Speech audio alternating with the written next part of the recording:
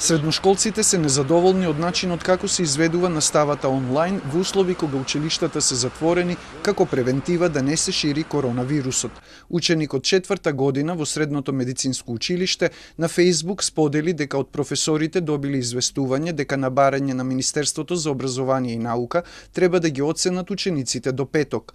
Тој се жали дека наместо да се подготвуваат за матура, треба да учат за оценка, а некои професори не држале предавања на далечина, туку само ги известувале учениците што да учат. Директорката на Средното медицинско училиште Салиу вели дека оценувањето траело во текот на редовната настава во третото тромесечје до 10 март, но признава дека наставата на далечина може да се подобри.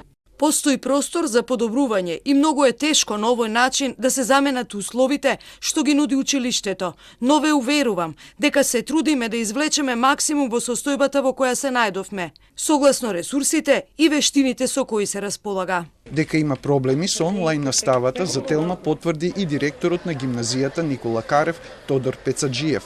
Во телефонскиот разговор ни рече дека е тешко да се има увид како работат професорите зашто сите контактираат со учениците од дома.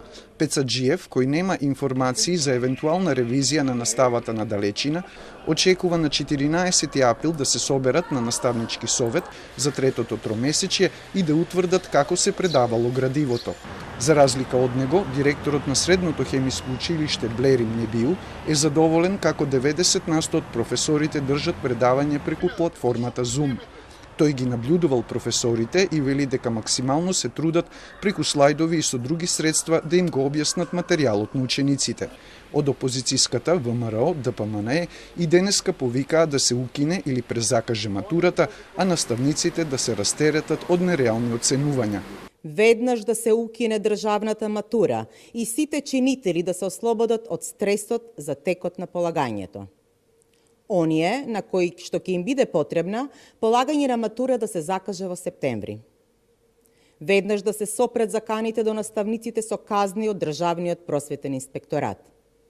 Веднаш Министерството за образование и Бирото за развој за образование да изготват скратена програма до завршување на наставната програма со јасни насоки до наставниците како да постапуваат по неа.